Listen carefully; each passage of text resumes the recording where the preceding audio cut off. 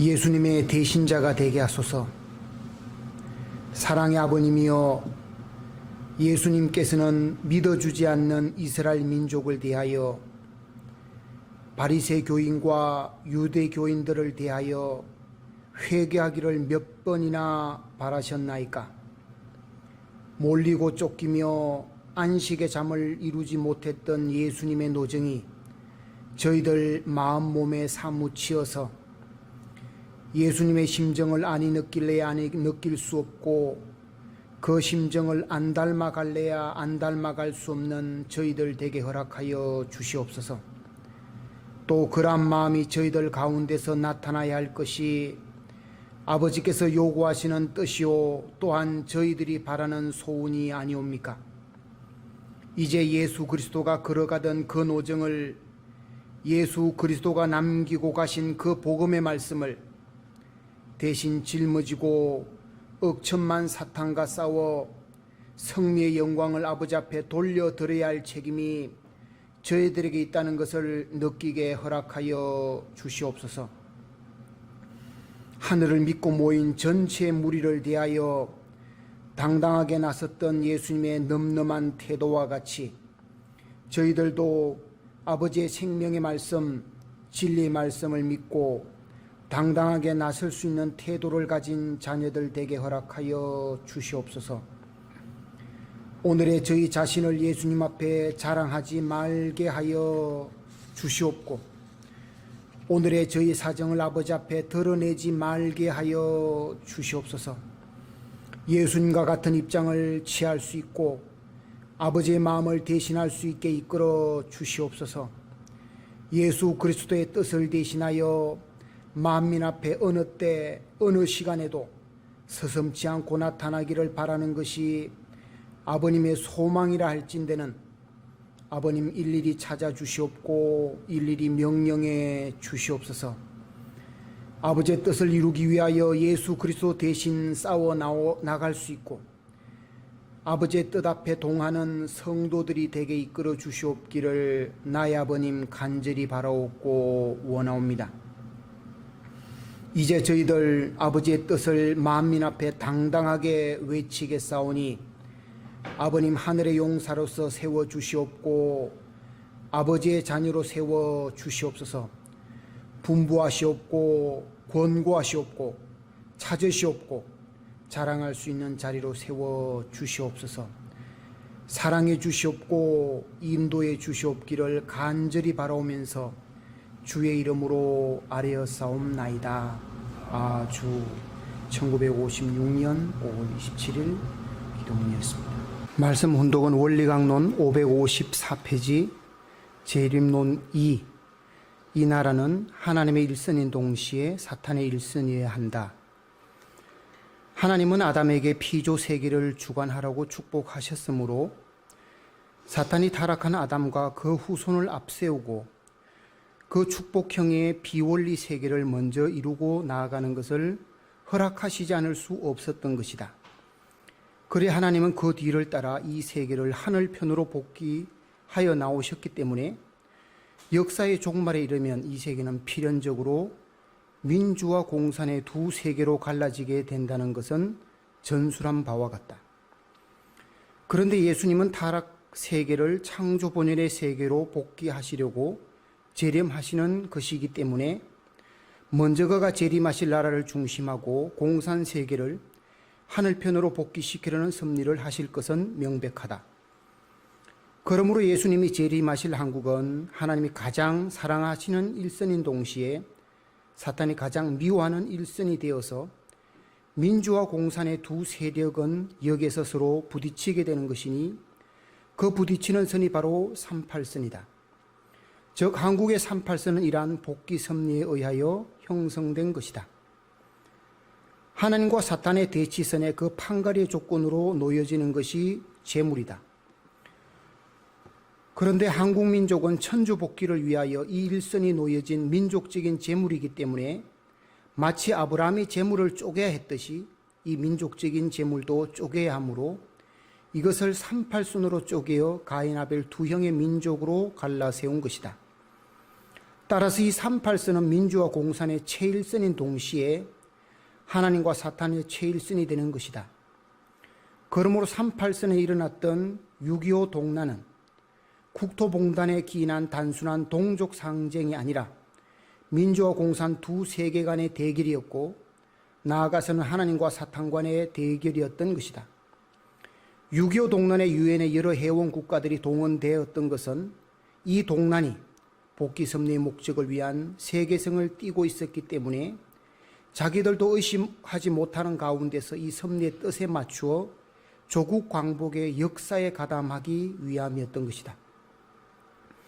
인간 시조가 타락될 때에 하나님 편과 사탄 편이 한 점에서 서로 갈렸기 때문에 생명과 사망, 선과 악, 사랑과 정오, 기쁨과 슬픔, 행복과 불행 또한 한 점에서 갈라져서 오랜 역사의 기간을 두고 부딪혀 내려왔었다.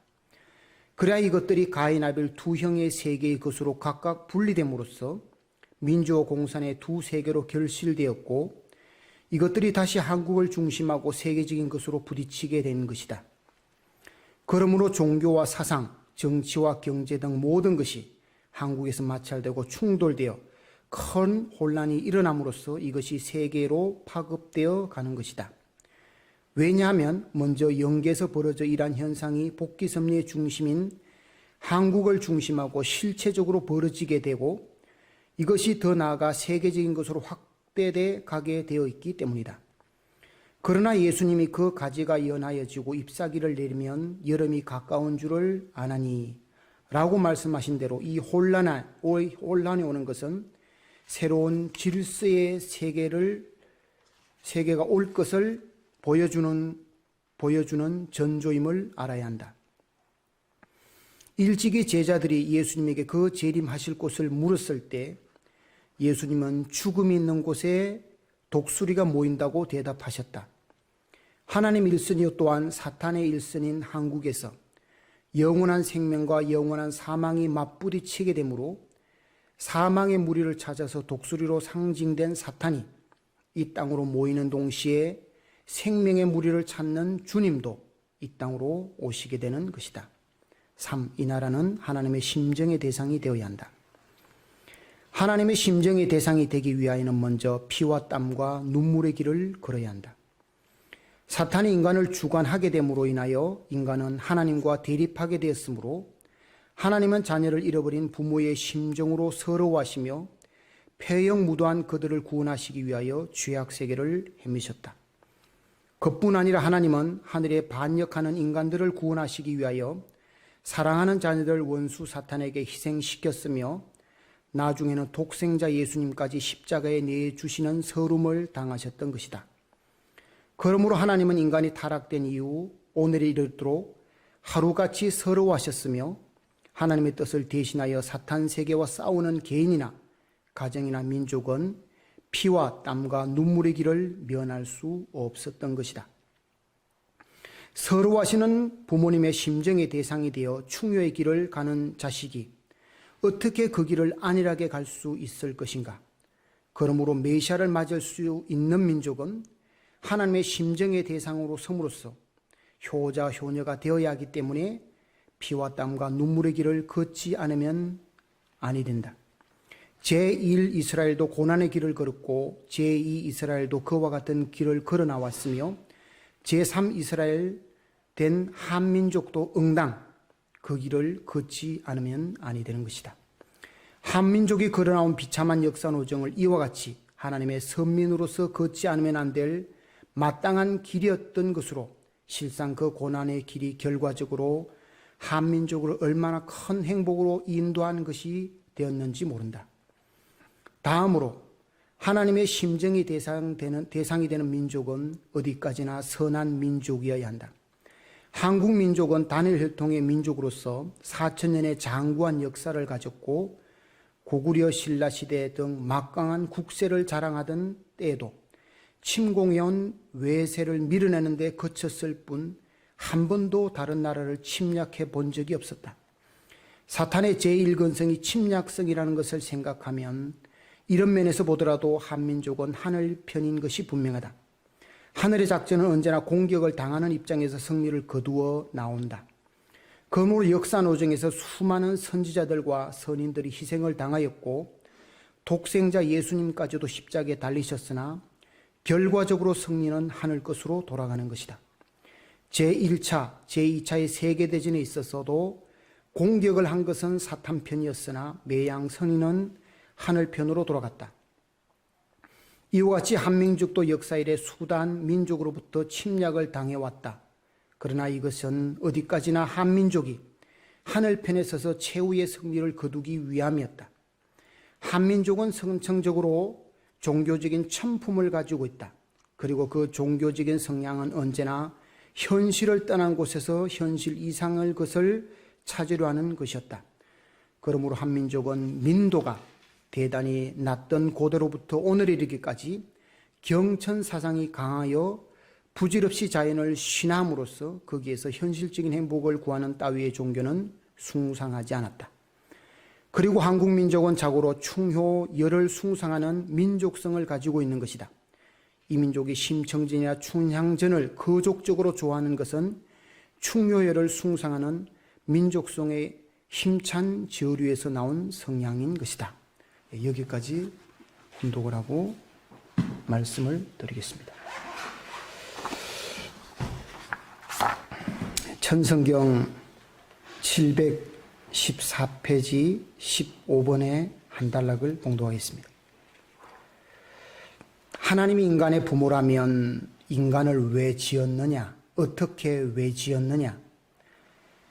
사랑의 하나님이 인간을 지을 때 하나님의 사랑에 동참시킨 자리에서부터 출발했다는 것입니다. 하나님의 마음에서 출발하여 하나님의 사랑의 품에서 자라 하나님의 사랑의 품에서 성숙하여 가정을 이루고 이 땅에서 세계적인 사랑과 연결시킬 수 있는 성숙자가 되어 하나님의 사랑의 품으로 돌아가야 하는 것이 인생길입니다.